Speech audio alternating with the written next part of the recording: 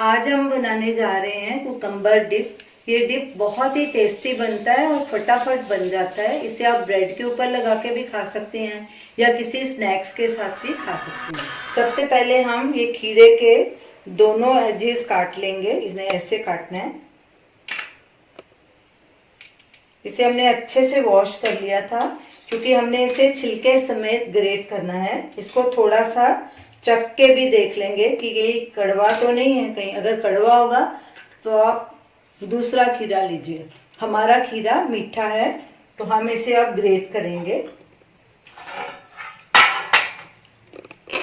एक medium size के छेक वाला ग्रेटर लेंगे और इससे इसे ग्रेट कर लेंगे।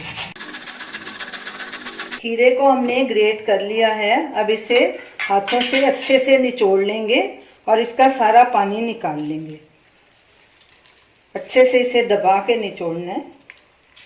और जो ये खीरे का पानी बच जाएगा इसे फेंकिए नहीं। आप जूस की तरह भी पी सकते हैं या किसी सब्जी में ऐड कर सकते हैं या आटा गूंथने में काम आ सकता है।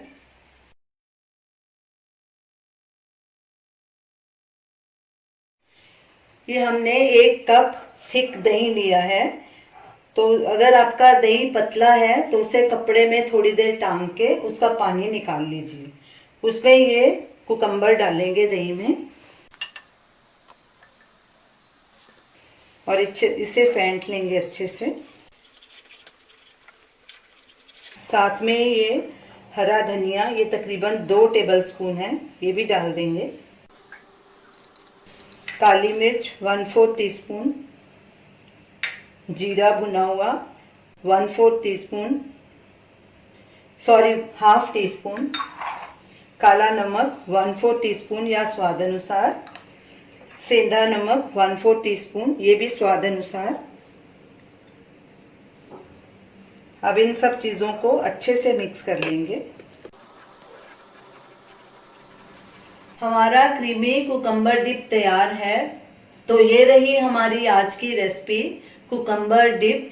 आप इसे ज़रूर ट्राई कीजिए और हमें अपना फीडबैक दीजिए और हमें बताइए कि आपको ये हमारी रेसिपी कैसी लगी।